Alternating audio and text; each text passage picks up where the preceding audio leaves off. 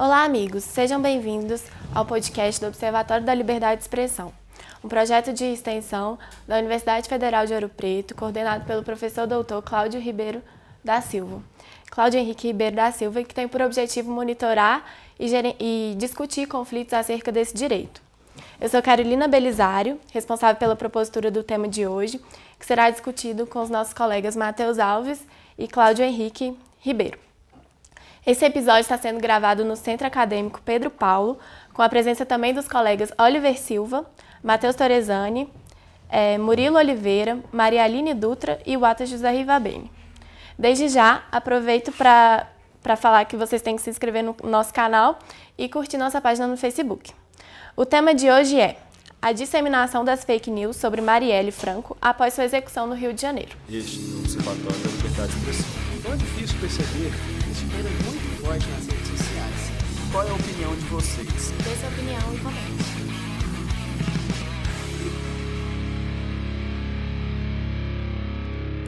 Vamos começar. Então, como todo mundo sabe, eu acho, foi muito repercutido nas redes sociais, a Marielle Franco era uma vereadora do Rio de Janeiro, pelo PSOL, que foi assassinada junto com o motorista Anderson Gomes, no centro do Rio de Janeiro, no dia 14 de março. Após a tragédia, ocorreram muitas repercussões nas redes sociais, as pessoas estavam especulando quem teria matado ela, e o PSOL, o partido que ela representava, chegou a receber cerca de 15 mil e-mails de denúncias com fake news contra Marielle. Pouco depois da sua morte, 2 dias depois da morte, eles receberam. Dentre as notícias, diversos posts repetidos comentando que ela teria sido casada com o traficante Marcinho VP, que ela teria engravidado aos 16 anos e tentando insinuar que quem a matou foi um bandido que ela defendia, no caso. Vou fazer um recorte para a gente discutir aqui melhor sobre a desembargadora do TJ do Rio. Ela falou nas redes sociais, comentou num post de um amigo dela, que a tal Marielle, entre aspas, não era apenas uma lutadora, ela estava engajada com bandidos e que teria sido eleita por uma facção criminosa que é o Comando Vermelho. O partido de Marielle acionou o CNJ, que por sua vez aceitou a representação e abriu uma investigação criminal contra essa desembargadora, que chama Marília de Castro Neves. Bom, queria saber se vocês têm notícias sobre esse fato, se vocês querem complementar alguma coisa. Não, notícia eu não tenho mais opinião mesmo. Assim, informação é mais ou menos isso. Você recebeu alguma fake news no seu celular? Bom, então, eu não recebi diretamente no meu celular, pelo WhatsApp, mas eu vi pelas publicações do Facebook e até mesmo do Twitter essa repercussão da fala dessa desembargadora, e eu vi que isso aí gerou bastante comoção nas redes sociais. Uhum. Eu recebi também a informação. Agora, em relação a essa questão da desembargadora, a gente fica com essa sanha, né? Vamos punir essa mulher louca falando essas mentiradas, porque realmente passou vergonha, né? Falar o que não sabe. Mas eu tenho dúvida se o CNJ deve punir o que a mulher falou numa rede social e que na prática não tem nada a ver com a atividade dela de desembargadora. Porque, assim, eu não sei como é que nós vamos desenvolver a conversa ainda. A minha preocupação é que no afã de fazer justiça, nós saiamos aí fazendo tudo quanto é tipo de coisa. Então, a desembargadora foi infeliz? Completamente infeliz. Ela chegou a se retratar publicamente, pediu desculpas. Não sei. Mas pediu desculpas mesmo? Não sei se ela pediu desculpas. Eu sei que ela se retratou, falou que deveria ter mais informações sobre aquilo que ela postou. E eu acho que ela, como uma autoridade pública, ela tem mais responsabilidade do que qualquer um de nós sobre aquilo que ela posta, comenta, compartilha, etc. Com certeza, até porque ela tem uma credibilidade, né? Quando eu vi a notícia, já foi alguém falando, desembargadora do tribunal tal, fala que Marielle não sei o quê. Assim, a desembargadora foi infeliz, eu não tenho a menor dúvida disso. E ela tem um histórico também de... A minha questão é saber se isso aí é uma infração funcional. Porque levar essa questão para o CNJ, eu não tenho a menor dúvida que essa desembargadora ela tinha que levar o que ela levou nas redes sociais. Aquela invertida que a gente fala, né? Ela levou uma invertida no Facebook, assim, federal, vamos dizer assim. Isso eu acho certo.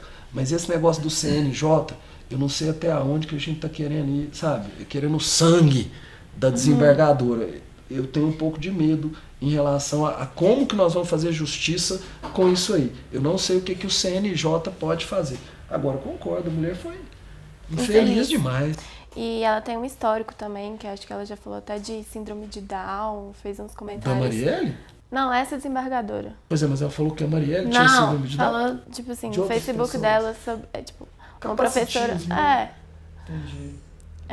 Eu acho que assim, minha linha de pensamento segue mais ou menos no raciocínio do Cláudio, porque eu acho que fake news é um problema, só que às vezes um problema maior ainda é a solução pro que a gente vai dar para esses fake news, porque muitas pessoas propõem justamente essa sanha punitivista, a gente tem que cercear mesmo esse tipo de coisa, do ponto de vista de tem que emplacar uma multa aqui, tem que prender, tem que não sei o quê.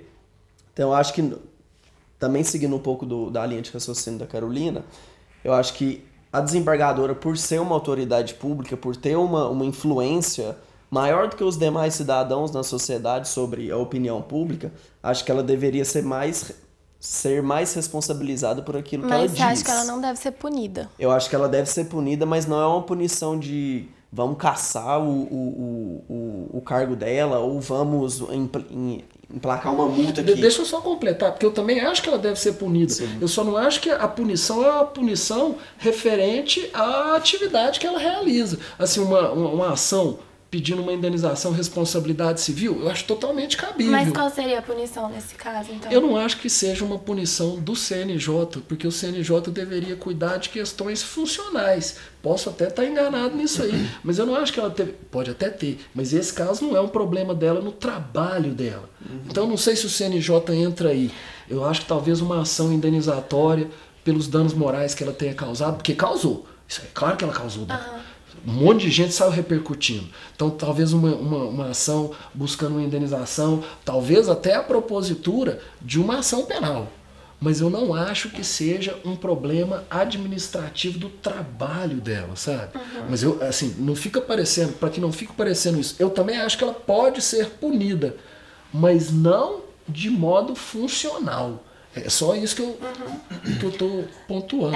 Eu fiz algumas perguntas para instigar o debate e uma delas tem muito a ver com o que você falou, que é uma frase do Chico Alencar, que também é do PSOL, que ele falou que ao uma autoridade pública afirmar o que ela falou, uma apologia ao ódio proferido por uma autoridade pública é um crime contra a democracia e contra a república.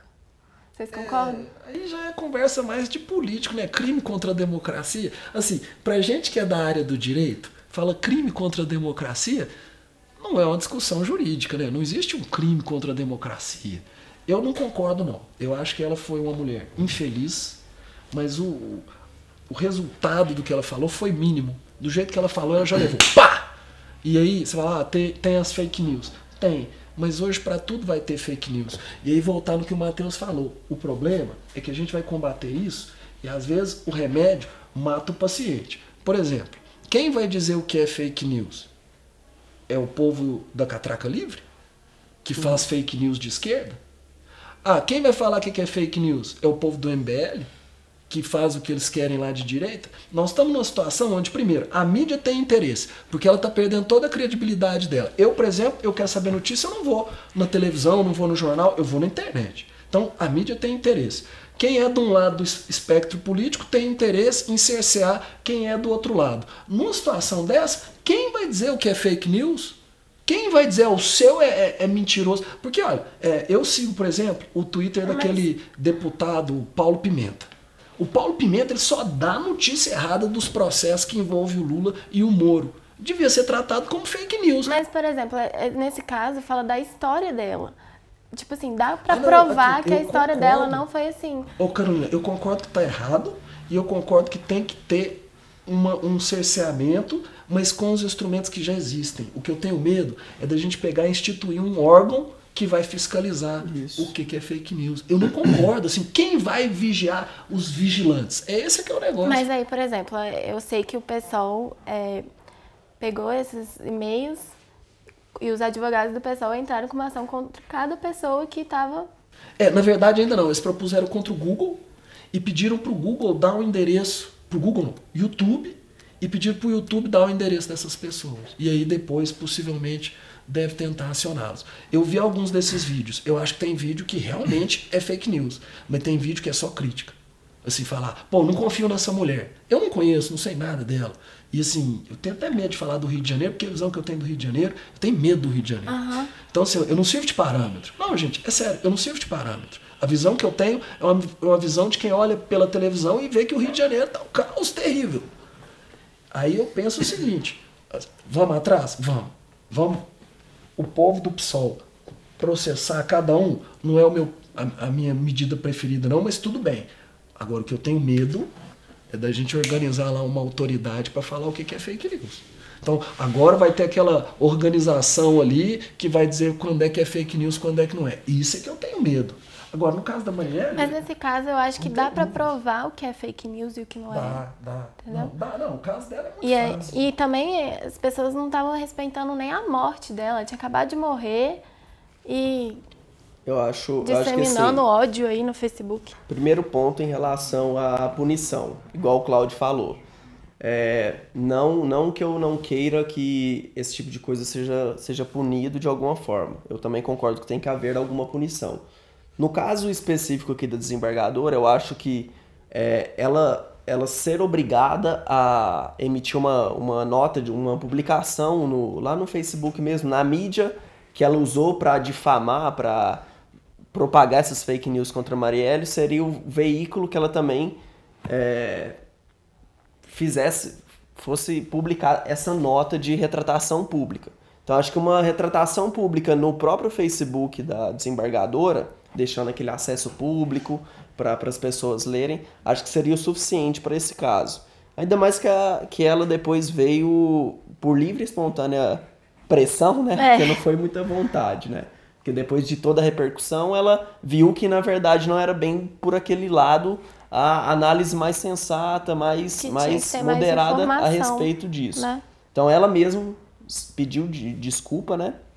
Falando que... Não sei se ela mas ela falou que deveria ter tido mais cuidado com averiguar vontade, esses fatos. Assim, ela meio que pediu desculpa bem com má vontade. Foi por livre e espontânea pressão mesmo. Então, acho que nesse sentido seria a punição ideal que eu penso para esse caso. E sobre essa declaração que você leu do Chico Alencar, assim, é igual o Cláudio falou, crime contra a democracia, crime contra a república. Eu não sou da área do direito, mas como o Cláudio também disse, não tá no Código Penal isso daí, né? Não é um tipo penal. Então, eu acho que isso é discurso mais no campo político ali, para ajudar, inclusive, na comoção pública também das pessoas que se envolveram nesse caso. Ô, Carolina, mas do seu ponto de vista, a desembargadora foi lá e fez a lambança. Lambança feita. O que seria o tratamento correto, na sua opinião? Eu acho que ela tem que ser punida também. Não, mas, sim, punida, mas... Presa. Presa? Nossa! Mas então você acha o quê? Que ela cometeu Porque ela cometeu muito crime, não só esse. Ela mas cometeu qual crime, assim? Muito crime de divulgar notícia falsa. Não que tem que prender todo mundo que divulga notícia falsa, senão todo mundo seria preso. Mas nesse caso, eu não sei, eu acho que ela teria que ser punida um pouco mais severo do que vocês acreditam. Do que a gente tá achando que deve ser, né? Entendi. Mas isso também, talvez, porque você deva ter ficado mais ofendido, eu imagino. Naturalmente, porque você já tem uma posição mais de simpatia. Não, com certeza, punida eu acho que tem que ser. E outra. Punida com certeza. Desembargador tem que ficar quieto. Vamos combinar. Ela vai ficar falando.